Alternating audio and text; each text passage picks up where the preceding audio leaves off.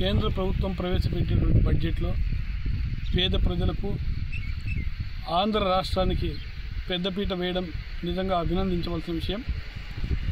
ఈరోజు మధ్యతరగతి కుటుంబీకులకు మధ్యతరగతి వారికి ఉపయోగపడే విధంగా ఈరోజు ట్యాక్స్ విషయంలో నెలకు ₹1,00,000 సంపాదించే ప్రతి ఉద్యోగి కావచ్చు, నెలకు సంవత్సరానికి 12 లక్షలు అయితే వారికి ట్యాక్స్ ఎగ్జంప్షన్ ఇవ్వడము నిజంగా మధ్యతరగతి ప్రజలకు ఇది ఎంతో ఉపయోగం. గతంలో 60,000 సంపాదించే ప్రతి మధ్యతరగతి ఉద్యోగి కావచ్చు, వీరు ₹7.5 లక్షల సంవత్సరానికి సంపాదిస్తే దానికి తగినటువంటి ట్యాక్స్ కట్టే పరిస్థితి ఉండేది.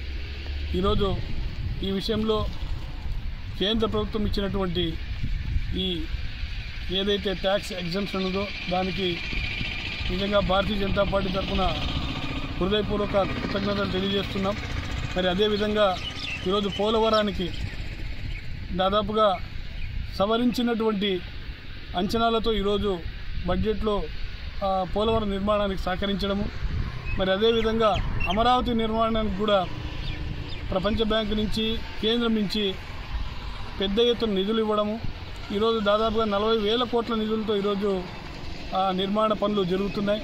మరి అదేవిధంగా ప్రాణాంతక వ్యాధులకు కావచ్చు, ఈ మందులకు సంబంధించి ఈరోజు కేంద్ర ప్రభుత్వం వాటికి తక్కువ ధరకే ఈరోజు దేశవ్యాప్తంగా వాటిని విక్రయించే విధంగా చర్యలు తీసుకోవడం, ఇలా చాలా వరకు ఈరోజు మన రాష్ట్రానికి దేశ ప్రజలకు ఉపయోగపడేటువంటి అత్యద్భుతమైన బడ్జెట్ని ఈరోజు నిర్మలా సీతారామన్ గారు ప్రవేశపెట్టడం, ఇటువంటి బడ్జెట్కు భారతీయ జనతా పార్టీ తరఫున